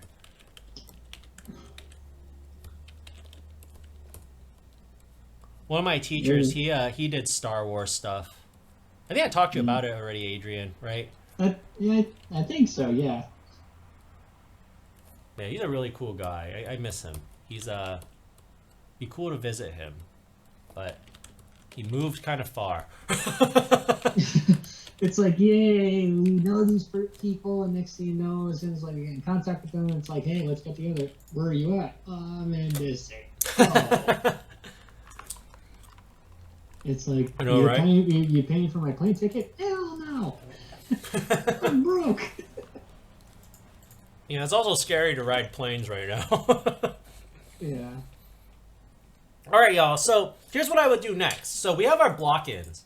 Y'all see that, right? Yeah. Mm-hmm. I blocked in something here too. So if I turn this off, you can see I made a small mistake. I blocked in on the wrong layer. So make sure that y'all are on the right layer. It's not the end of the world if you're not, but it will be it will hurt. That's all I can say. Is like it's not a very physical. It's not a physical kind of hurt either, y'all, but it can feel physical. You know, it's like when your heart just kind of drops and you're like, I darn it. So these are our block-in layers. Okay, so we'll set them in here first. What I'm going to do next is I'm going to make a new layer, and that new layer is going to be based off of shadow, okay?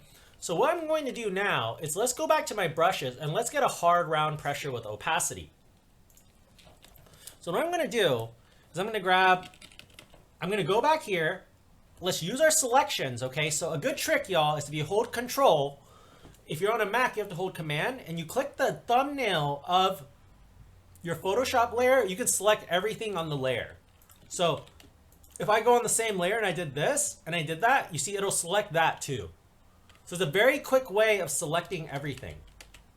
So I'm going to select the backpack, and because everything's on a separate layer, I'm going to put a shadow layer above the backpack base. So we have our backpack, block in. And then on top, we're going to have backpack shadows. Another good trick, y'all, is if you press Control H, you can hide your little walking ants. And your selection is still there. You see that? So, but it hides it. So let's go and grab this color. And what I'm going to do is I'm just going to start adding some shadow. Nice. I know, right? It's coming along. Kind of like a cell shaded look. Right? Definitely. Gnarly. Gnarly, dude. You guys are fun. It's always a good time in class. Well, you got to make art fun, right? That is very true. Oh man, this reminded me of one time when one of my other professors at Cyprus, we were supposed to do something for Star Wars apparently, and I don't know what came over my head, but my friends and I, we were like talking. We had to do a group project, and then I was like saying like, okay, what are you guys, Jedi or Sith? And they're all like, we are protocol droids. And I was like, oh, you're the Plankers. And next thing you know, they're like saying like, but the sad part is, I was thinking maybe we should try to voice the droids. And I was like, oh, you want to go that hardcore? And next thing you know, they drew the sketches, and I told them, what do you want me to do? And then they're like saying, here's the script. And I'm like, why do you want me to read? I hate reading. I'm not smart. And then they're like, oh, it's just for the script. Just try to if you can, just do a droid voice. And I was like, hi, sector 1137. 1137. What was that again? And then they're all like, oh my god, I love it. I loved it too, man. That was a cool voice. Yeah. So y'all can kind of see I'm putting in the shadows here. So you can Right. also make another layer for the lights if you want. If you want to do it on the same layer, that's fine. I always do everything on one layer, so I go in deep, but like that's just the way I do it. For the demo though, I am separating everything just so y'all can kind of see how to really organize it. Right. So you have one layer for the shadows, and now one for like more like the light area. Mm-hmm, exactly. Yeah. There are some advantages to painting without having so many layers, but definitely if you're doing like digital work, y'all, I would say like organize these layers very well. Right.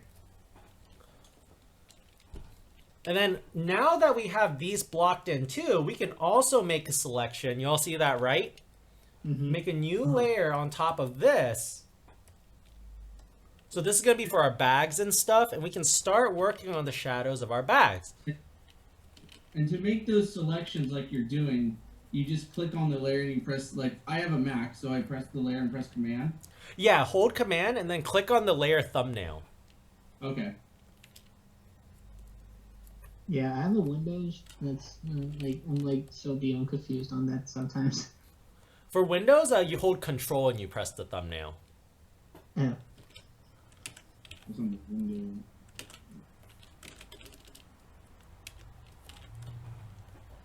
And again, you don't have to use the same brushes as this person, okay? Like, I would say, like, just go for it. Like, you can use the base brushes that come with the program already and get all this done. Okay. Let's go back to my... on, it's contagious. Yes.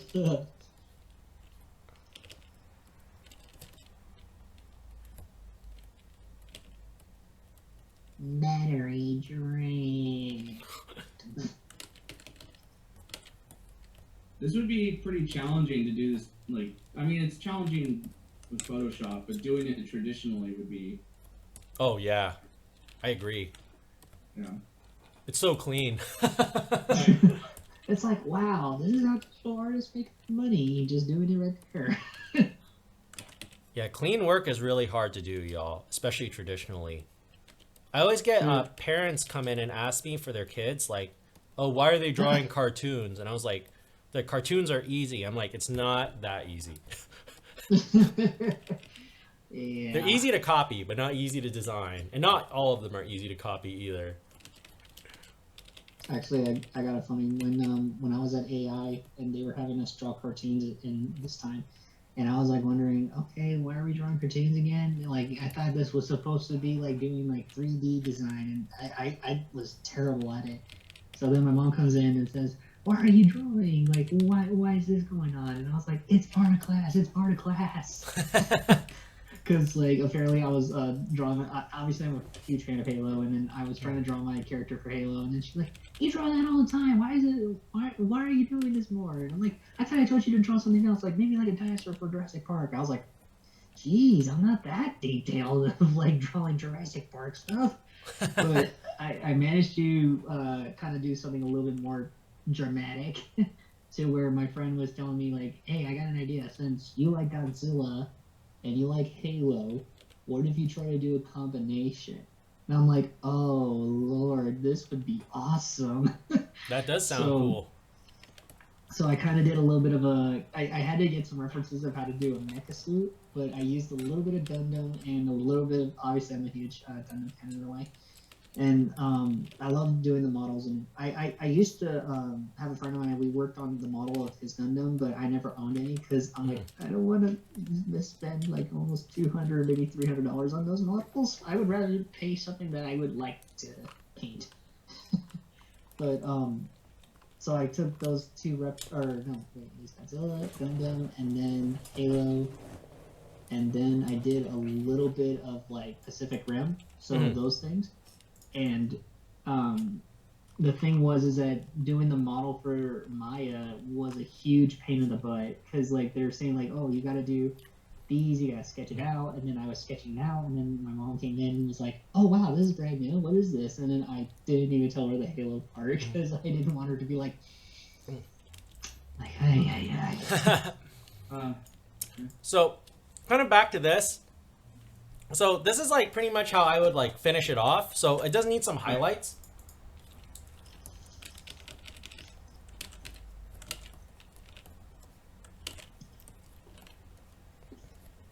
But from here, I think this is pretty much done for this one. So this would count as one finished one. And something I would do too is if you throw them in a group, it's usually going to be a lot easier to just kind of organize them. And I do want them all on, you know, these pages here. So when you're done, you have your first one like this. Now, don't draw too small, okay, y'all? I don't want, like, you don't have to, like, fill up the whole page. But I would say, like, maybe, like, each page, each 8.5 by 11 page can have, like, 4 of them. So I want them at least that big. Right. So let me do another one now. Perfect. And let me save this, too. Yes, save it. And I'm like, oh god, like, don't forget to save. All right, so let's do one from a different page.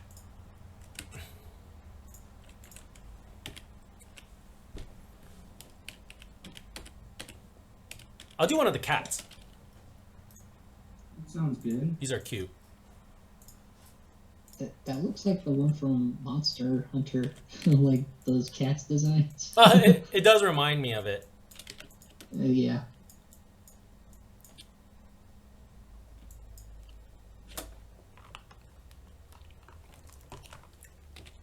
I like this guy. So I'll do the cat. I'll do one of the cats. And then next week, what I'll do is I'm gonna get started on exercise 2. Okay, y'all. All right. So again, I really want to just kind of go over a process with y'all today. So kind of what's in store for the next couple weeks or next couple sessions.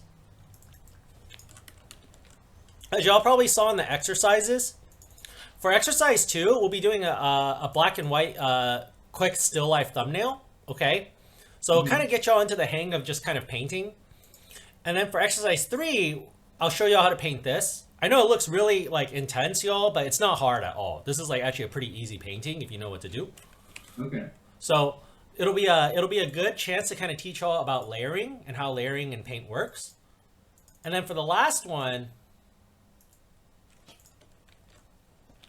we have this exercise here. So if you've done this before in my previous classes, I want you to choose 5 different ones. But if you've never done this before, you're going to be doing the same ones as us, okay? So for those of y'all who were in my classes before, these are the 5 previous ones these are the other ones that I want y'all to choose 5 different ones, okay? Hey, Sammy. I think you're in class a little early. Okay. Oh boy, another student.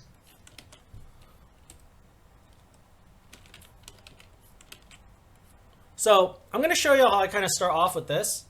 Mm-hmm.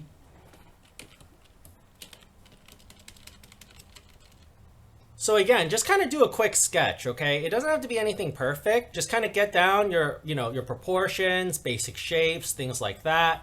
But if you had to break this up into simple shapes, how would it look? Uh-huh.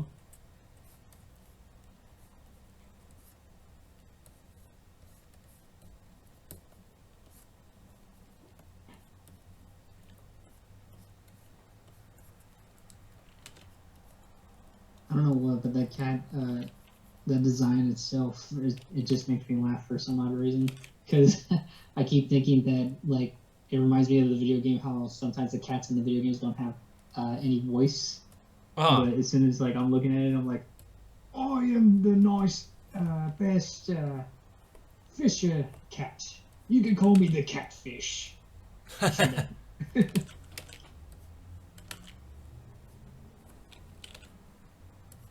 Uh-huh.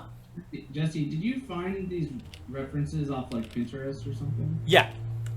Okay.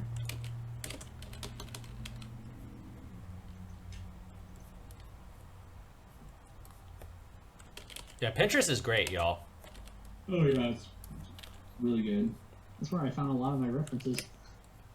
Yeah, it's a great place to look for artistic things. So again, you don't have to make things perfect, okay? I just want you all to understand how sketching kind of works. What's the sketching process in Photoshop? How do I sketch in general? How do I use my layers, right? Uh-huh. Which my proportion's a bit off. Squeeze this down. So y'all can, you can move stuff like this. It's very helpful. So if you feel like something's weird, right? There we go. Yeah, especially in this initial stage. Mm-hmm. Yeah, in this stage, there's so much that we can just kind of Refine. Mm-hmm. Yeah. Now, if this is too hard for y'all, don't forget there are other sheets on there that are at different difficulties. Mm-hmm. And do the one that you feel like you'll gain most out of.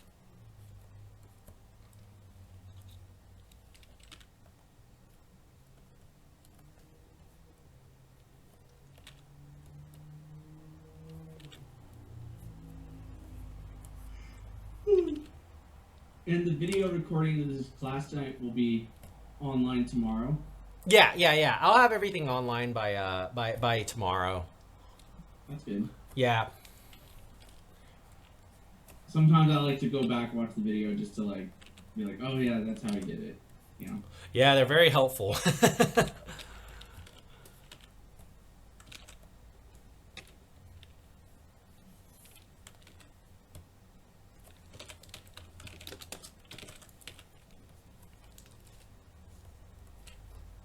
So yeah, at this stage, it's just mostly blueprinting.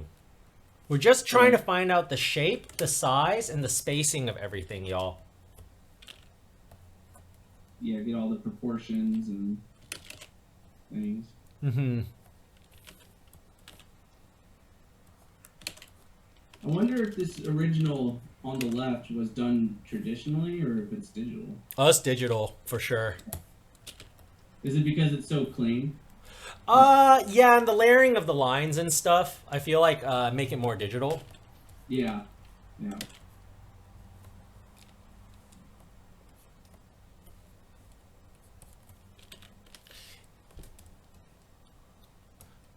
So if you feel like it's getting too messy, that's where you can do a second generational sketch, y'all.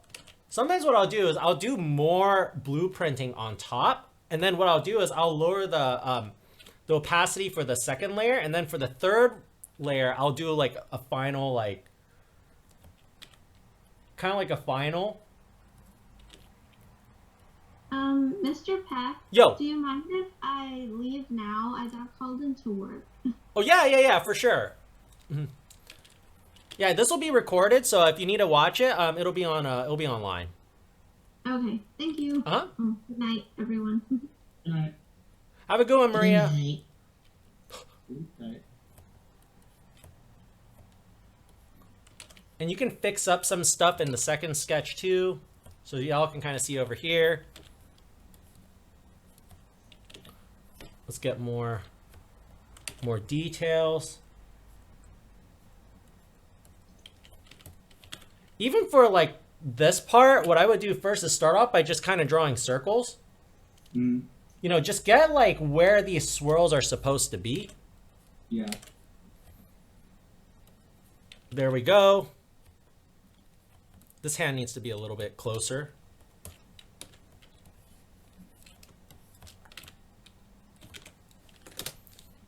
I love how you can do that.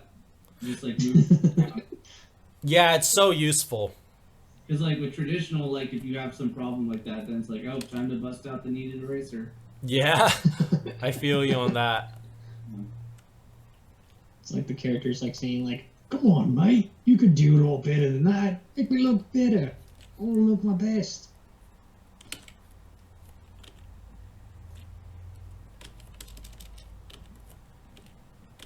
Anybody have any questions so far? On this second layer, the one that you're doing now, Uh-huh. where you're refining it, are you still using the pencil brush? I'm using the charcoal one, but as long as you have like a brush that you can use and you can lower the opacity of stuff, like it doesn't really matter which one you use. Yeah. Actually, for me, I like to sketch with my pencil brush or my regular like round brush with shape dynamic. Those are probably my favorite brushes to kind of sketch with. So either the standard Photoshop brush, the round one with shape dynamic, Mm-hmm. or your custom pencil brush that you gave us today. Yeah, those are great.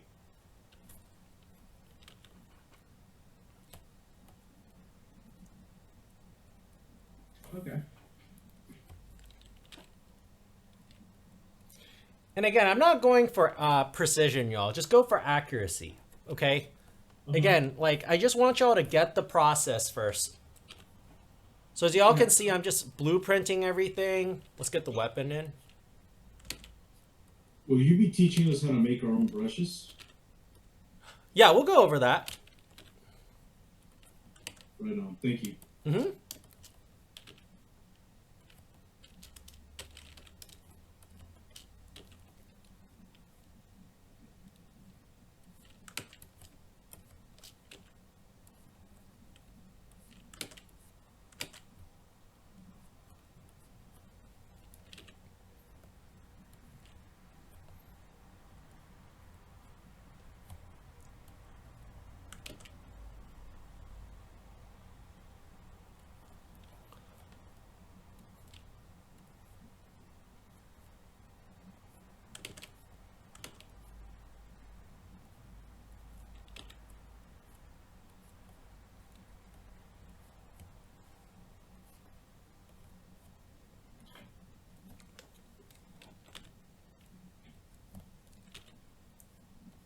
Hey Jesse, can I ask you one real quick question? Sure, what's up? So I'm taking an animal drawing with Joe, Uh-huh. and one of our projects is we have to do like this render of like a horse or whatever. Uh-huh. And I did my line at work, and I used a nib, traditional ink. I was thinking, couldn't I take a picture of it, and then because like the line work's already done, and then I could take a photo and then put it in Photoshop and then color it, right? Technically, yeah. Yeah, definitely. A lot of artists actually do that. And like, Yeah. it's what's up? Oh, I was gonna say it would be pretty similar to this process, wouldn't it, to color it? Definitely, yeah. You know, as long as you have line art in, y'all, you can definitely just get started coloring it. Another thing you could do too is like, for example, like let's just say I wanted to color this in, and I Yeah. scan it in. So if you scan it in, there's not going to be layers, right? So what you can do is you can set this on multiply, Okay. make a layer, and then you can start coloring under it. So you take the original, like the line art, right? Uh-huh. And then you put a layer under it, and then you set the layer under it to multiply. Mhm. Okay. Yeah, and then that way your lines will go through. I see. Okay. So like toucan. So I'm gonna try and finish up the class around 6:25 today, y'all, and then I'll stay to answer questions and stuff. So just want to give y'all a heads up on like our time frame. But next week, what I'll do is I'll finish up this cat because I don't think I'll finish it up by today. And then afterwards, what I'll do is we'll go over how I would start exercise 2. Okay. So this week, our goal, our homework is to do these assignments that you sent us. Yeah, you'll have some time to do them. Like, I think you have to submit them by the time Project 2 is finished. So you'll submit them with Project 2, but they'll be graded as homework assignments. Uh-huh. So you have a couple of weeks to do that, but you can go ahead and get started on whatever you know how to do first. Yeah, I think I'll get started tonight because you know me, I'd rather just get on it. I feel you on that. Yeah. Okay. And how many pictures do we have to take of still life, basically? 20. Take pictures of 20? Oh. Okay, I could do that. Thank you for reminding me. Okay. Actually, before we finish this up, let me show y'all how I want y'all to post these 20 pictures, okay? Okay. So I want y'all to make a board, okay? You can make it pretty big. I'll say like 8.5 by 11 is good. You can post up 2 boards too. And then here's what I want is, let's just say, I'm just gonna grab some random references really quick. So let's just say like these are my photos. Uh-huh. All right, so let's pretend these are the pictures that I plan to paint. So right here, let's make it horizontal. You're gonna do this. Okay, kind of like that. And then let's just say you take another photo.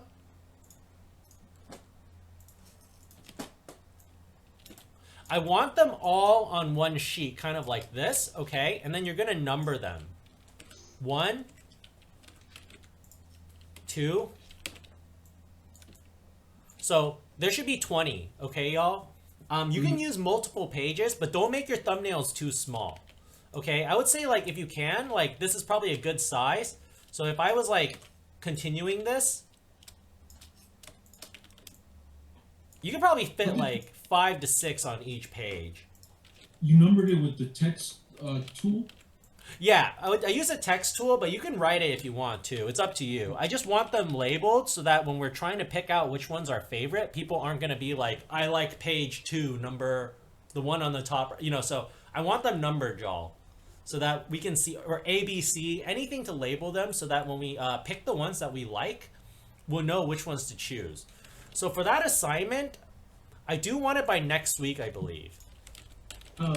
Jesse? Yeah.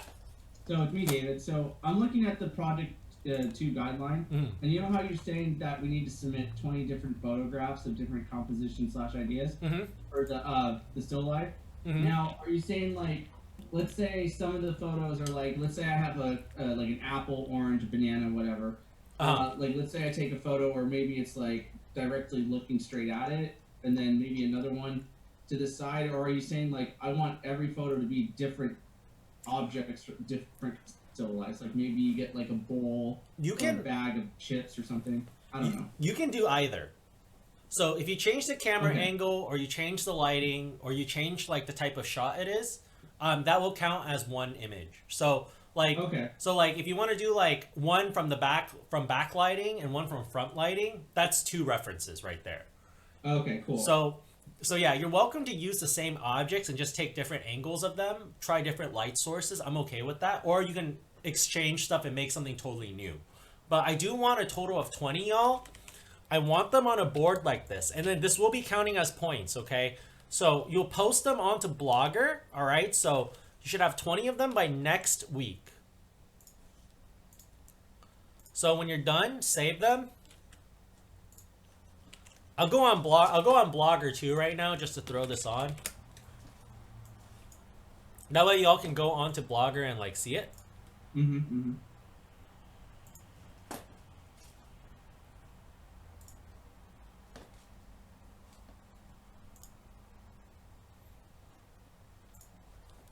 So week 4, project 2, reference board. And you don't have to make this sheet really pretty, y'all. They just have to be readable. So, you know, please take clear pictures, okay? And then also make them big enough so that we can see them, but small enough so they kind of fit on the pages. So, all 20 of them. You can have like 6 per page. Oh, okay. Yeah, don't. If it's 20, it's gonna be too tiny. I was gonna say, yeah, that's. Yeah, 6. So kind of like this, y'all. You know, just something that we can look at. And then what I want to do next week is we'll go into the comments and then we'll pick the ones that we like. So like for over here, we'll just be like, I like 3 and 4, you know, and then we'll publish it. And then that way y'all can go in and kind of see these and then choose the ones that, you know, you don't have to pick the ones people vote for, but it will give you a good idea of which ones look the coolest. Right. It's like I picked number 3. You don't want to read it first, sir? It was a big read. Not to read. Number 3.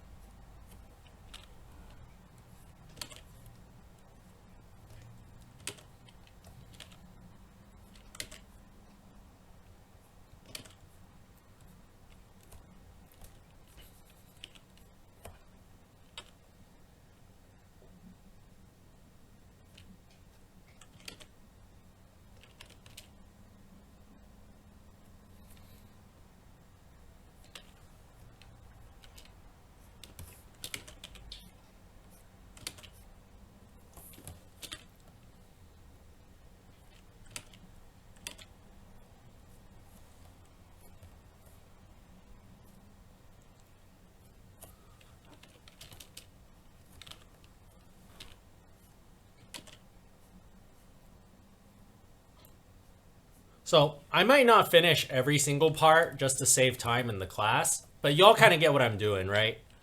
Oh yeah. All right, cool. So from here, like what I'll do is I'll probably refine like the main area, which will be like the face and maybe some parts of the hand and the scarf, so y'all can kind of see how I color it. But I won't finish the whole thing just for the sake of time. But if anybody wants to see the fully finished thing, we can set an appointment. I can show you how it's done. Yeah, I'll send you an email. I like that.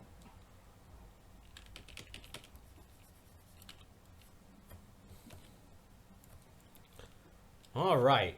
So let's just say, so we got 2 sketches. We got 2 roughs, actually.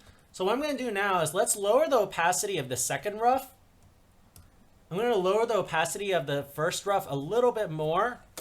So now we have like some very rough lines in. We can also merge them together if we want to just put them on the same layer. I'm going to make a new layer now. And also a good trick to know, y'all, if you want to change the color of your lines, you can press Ctrl U or go to your hue and saturation. So you need to open hue and saturation. And you're going to press colorize. So what colorize does is it'll turn anything into one color only. So for example, if I go here and I do Ctrl U, or I go to hue and saturation, when I change the color, it'll change everything else too. But let's just say I want him to be all red. If I go to colorize, it'll make every color the same one, but it'll keep the values.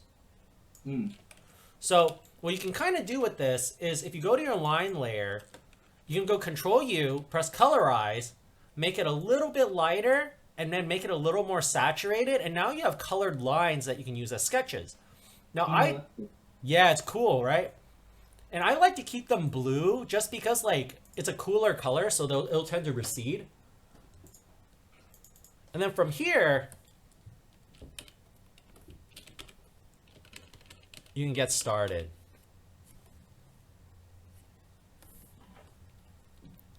Now, I know this this particular cat doesn't have very many lines, but I'm okay with outlining everything if y'all want to do that. Because I want y'all to just get the hang of sketching and tracing.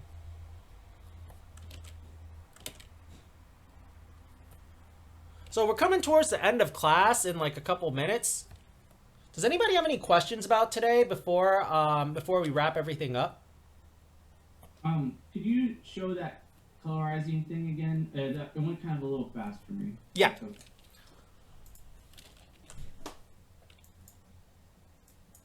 So you click on the layer, and then you just press Command U. Yeah, so you're going to click on the layer. You're going to go to Command U. What you want to do is you want to press Colorize. And then make your line, because the lines are black, you have to make it a little bit lighter. And then you have to push the saturation up.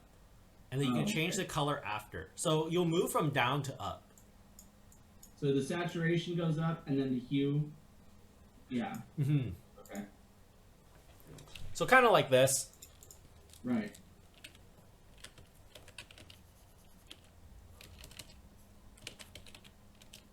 Yeah, I really like how you do the light blue because it's like that's like what comic book artists do. A lot of them they like to pencil with like a light blue. Mm-hmm.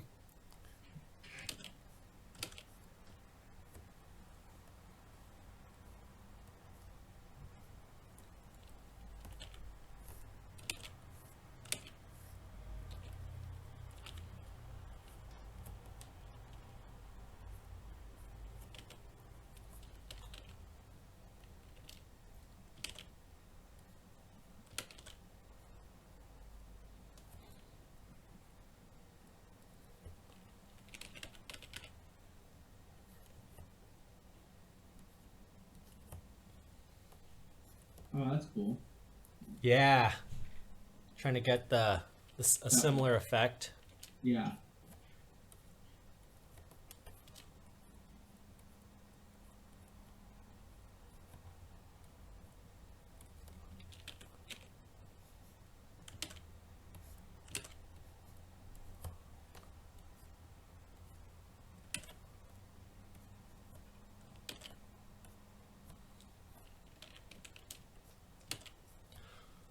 All right, y'all. So it's 6:25 right now. So here's what I want to do is I'll just remind y'all what the homework is, and then I'm gonna let y'all go. If you have any questions, feel free to stay, and I'll be happy to answer it. So again, if you haven't turned in Project 1 yet, you have until tonight. Or what is it? You have it's the end of class. So if you turn it in now, it's gonna be late. Okay. But you have until Friday to submit it if you still want points for it. All right. Don't forget, starting the moment I let y'all go and up until tomorrow night, if you turn it in, you'll lose 5%. If you turn it on Friday, your penalty will be 1 letter grade instead of 5%. So just keep that in mind. Otherwise, next Monday, I want 20 different photos for Project 2. I want y'all to post them on the blog, okay? Mm-hmm. And then last but not least, if you know how to get started on these assignments, feel free to get started on them. We will work on the rest of these next week, so that's